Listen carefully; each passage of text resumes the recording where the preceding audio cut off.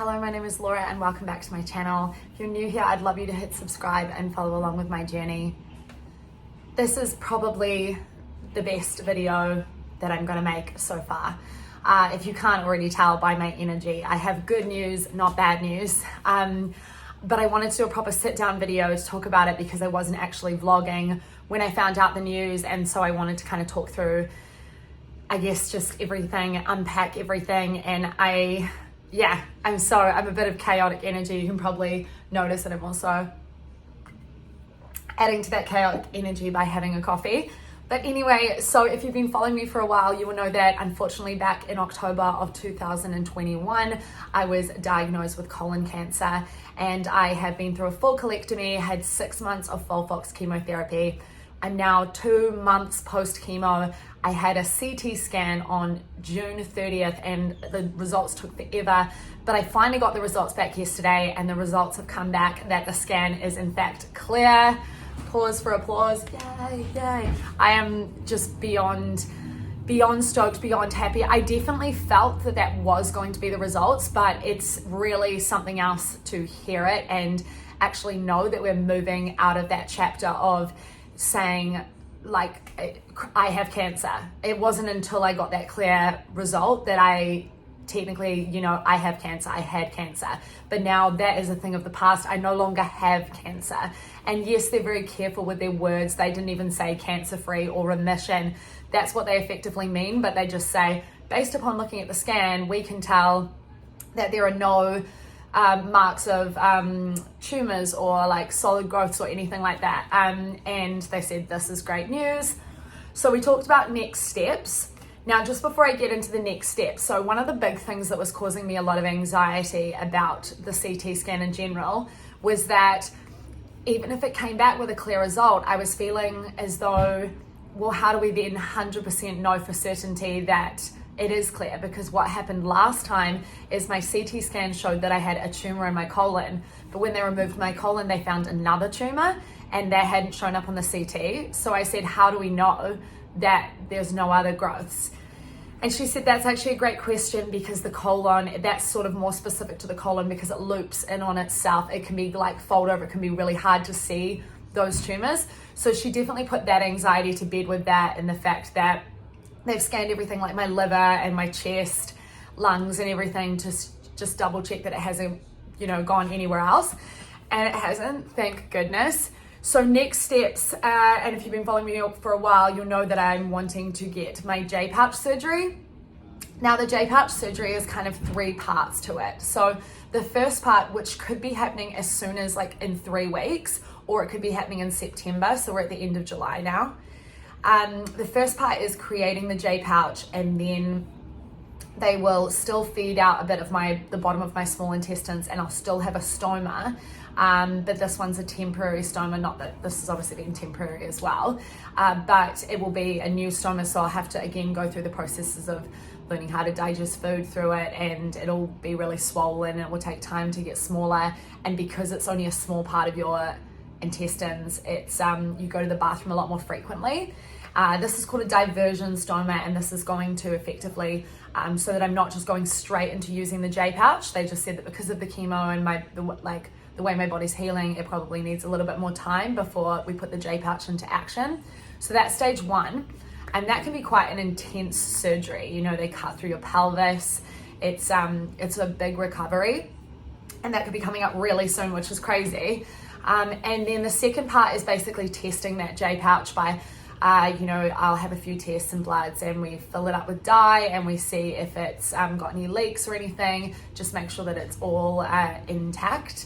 And then because I'm going to New Zealand at the end of the year to get married and to see my family, and I haven't been back because of everything that's going on in the world, and by the time I get back it'll be about 3 years. So going home for a month means that we won't have, she doesn't want to do the full connection, like reconnection, until I'm back, because if anything went wrong and I was overseas, she would want to be the one to like fix it. And also it does really take some time to get used to, quite a big recovery. So I probably wouldn't have enough time to recover. overall, I'm just feeling really good and really positive. It's definitely challenging. I thought that it was just going to be one stage. We're going to have the Jpop straight away and I'd be able to get rid of my ileostomy. And so the wedding dress that I chose was quite form-fitting. So I've had to pivot and change that wedding dress style because of the bag. And I just want to feel really comfortable. I don't want anything to be like too figure hugging. So that's a shame. And then also it is hard to know that I'm going to again go into another phase where I lose that independence and, rely on other people recovering from a surgery. But it just feels like such a different energy going into this surgery, going into my last. It was an emergency, we had to get this cancer out of my body and everything was brand new and I was so scared, didn't know if I needed chemo, and recovering from that surgery was just such a dark place in my life. And going into this surgery, it's a different mindset. The mindset is like, this is one step closer to my healing, and I'm going in not because of an emergency, I'm going into, just heal and, reverse this ileostomy. And I also now know, so I have to go through the process again of, going through all the soft foods and no fiber, and I think you can see Gibby's shadow, she's up on that windowsill. But I've done it once before and that really helps in knowing that. I already have some staple foods that I know that I can have, not to mention I can actually have frozen foods this time because I'm not going through chemo. So these are all good things. I also talked to the oncologist about my neuropathy and that it was still pretty bad. And she said, obviously there's time is a huge factor in that. But and I don't want to say she pushed it on me because she didn't push it, but she encouraged me to take this medicine, this medication that can help you feel the sensitivity back in your feet. But it is an antidepressant. Whilst I've got nothing against people taking antidepressants and there's a place for them when you need them, for me, I had to take a short course when I was first diagnosed. Sorry, there's water blasters cleaning the building because they're painting. I'm sorry if that's really loud. I just felt like not myself, and it was almost like my brain was thinking something, but I was getting no physical reaction in the body. It just was completely disconnected, and that gut-brain axis was just completely cut off, and I really didn't like that feeling. So I want to avoid taking them. And when I said to her, I'd rather try this naturally and, see what happens over time, she said, well, most people take the option of the drug.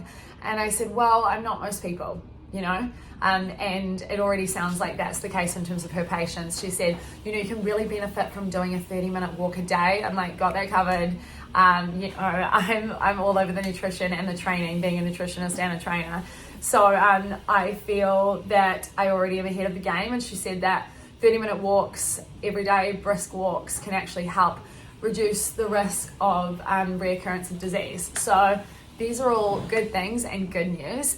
I'm so incredibly grateful. When I think back to the first video I made on this channel, I made this channel to share my journey in this so that hopefully others would feel less alone, and it gave me purpose, it gave me structure. When I wasn't able to work, I was able to film, and I was able to have use a little bit of creativity and just have someone to talk to. But I genuinely couldn't have imagined the supportive community that has come back to me.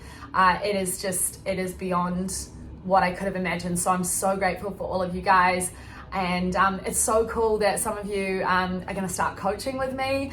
We can have continue that personal relationship, which makes me so stoked. So you've helped me and now I'm able to help you. So I thank you all from the bottom of my heart, and I'm so grateful for all your loving messages and just your well wishes over this time while we've been waiting. I feel really supported. My next vlog will be my LA vlog, but I wanted to upload this first so that you didn't have to wait any longer for that good news, because I've been getting lots of messages, and yeah, you guys have been on the journey with me. So thank you so much for watching this video, and I'll see you all in my next.